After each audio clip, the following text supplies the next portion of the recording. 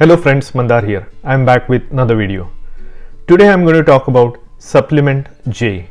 This is an extension of I-485 supplement, which is a separate application that should be filed at a certain scenario. So if you are interested in this topic, please watch this video until the end and let's get started.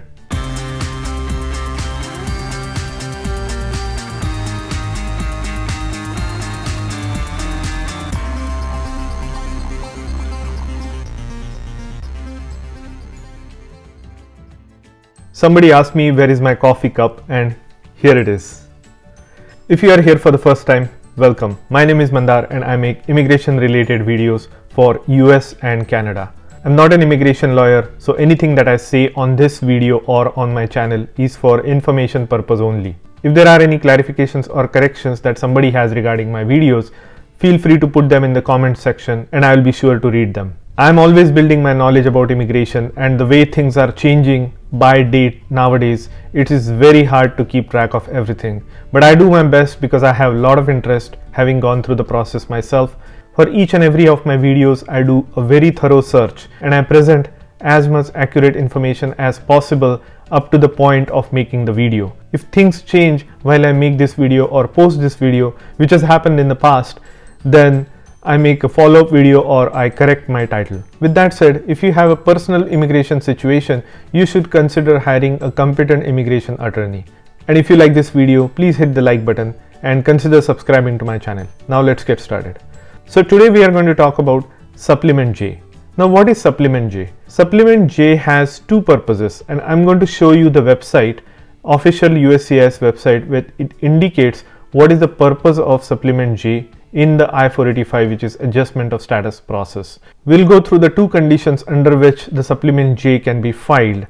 We'll also go through some of the rumors and some of the speculations regarding Supplement J.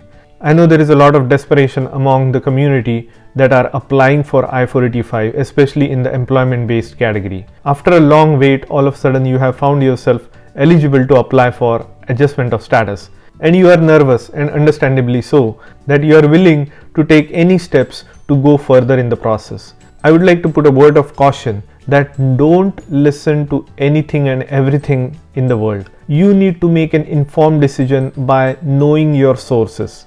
On my videos and my channel, I reference USCIS website and none other. You should also talk to a competent immigration lawyer before you take any steps in your I-485. It's important because you have one shot.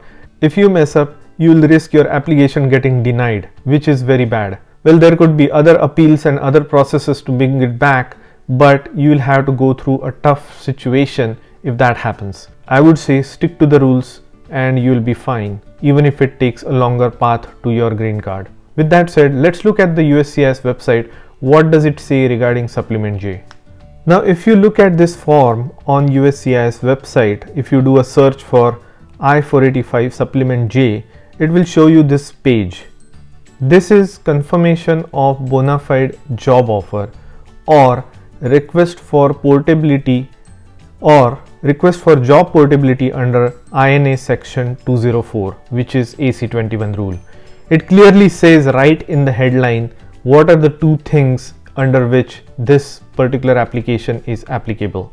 So let's look at the particulars. Use Supplement J to confirm that the job offered to you in form I-140 petition of alien worker remains a bona fide job offer that you intend to accept once we approve your I-485. So remember, at the time of your I-485 adjudication, you should have a bona fide job offer that is specified in I-140. That is absolutely critical. Let's keep reading further. Beginning of January of 2017, if you are filing or have previously filed form I-485 based on being the principal beneficiary of valid form I-140 in an employment based immigrant visa category that requires a job offer, you will need to file Supplement J instead of submitting a job offer letter. Now, second condition is request job portability under INA to a new full-time permanent job offer that you intend to accept once we approve your I-485.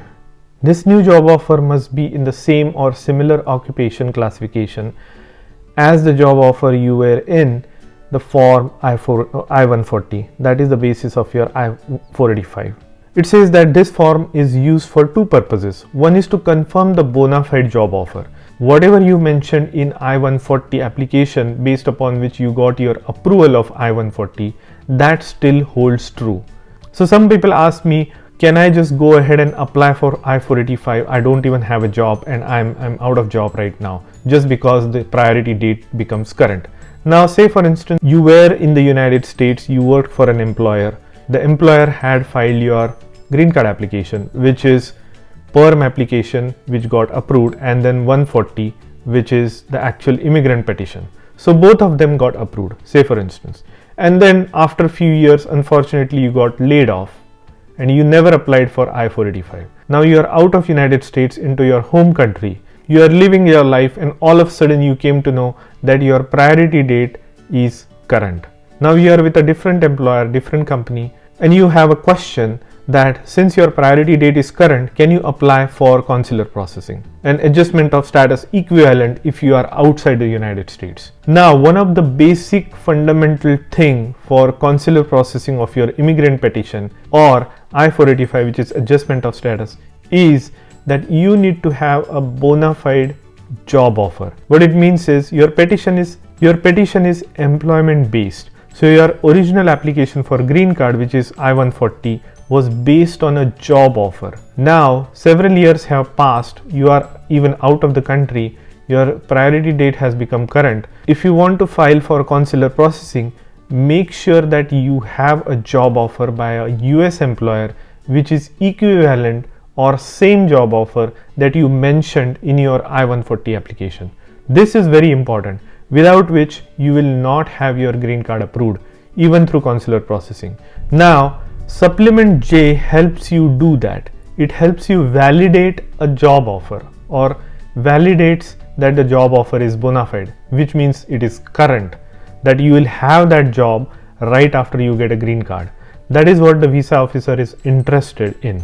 They want to see that Supplement J signed by your employer, that you still have a valid job offer that is same as or similar to whatever you mentioned in your I-140 application. So I hope that makes it clear. And then the second thing is, if you have been pending on I-485 or adjustment of status within the United States for more than 6 months, like 180 days, then you can change your job based on the AC-21 job portability rule, which allows you to change your employer if your I-485 has been pending for more than 180 days. You can take up another job of a similar role that was mentioned in your I-140 application, and you can continue your I-485 process by just attaching a supplement J at the time of the interview or submitting it separately. Now, somebody also asked me, can I do my I-485 by myself? I-485 can be done by yourself. It is not an employer petition. It is by yourself. But remember, you will still need to show either an official job offer or a supplement J signed by an employer. So if you are not working for an employer, and if you pretend to get an employment job offer from them or get it signed somehow and submit it along with your pending I-485 application, that is a very big risk that you are taking. If there is any kind of a validation, any doubt in the mind of the visa officer, your application will be outright denied and you may be also put into the deportation. So talk with a lawyer. This is not to scare anybody. This is to tell you the risk of not working with your employer on I-485. I know there are possibilities and a lot of people may fall through the cracks and may even get their approvals without working with their employer or without even having a real job offer. I would caution you from doing so. The second thing is, somebody asked me that I have a valid I-140 approval from my previous employer, but they never filed for my I-485 because the date was not current. Now I am with a new employer who has not filed my perm or I-140. Now all of a sudden my date is current.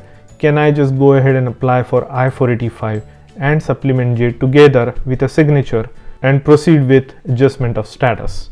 Now this is a very gray area. I would say technically it might be possible to just work with an external lawyer and not even tell your employer if they are not support you, and file your own I-485 and a supplement J signed by somebody. But that is a very risky proposition. In my opinion, you should have gone through a perm and labor certification and I-140 approval by your second employer or your current employer, and then have them apply for I-485.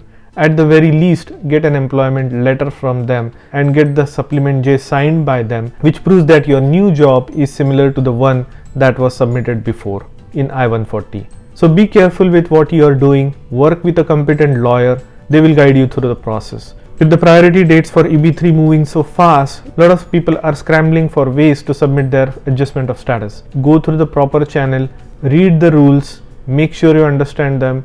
Don't take unnecessary risks just to make your application quicker. In some scenarios you may get away with it, but if you get caught or if your application gets scrutinized, then it will be denied, and then you will be in a much worse situation.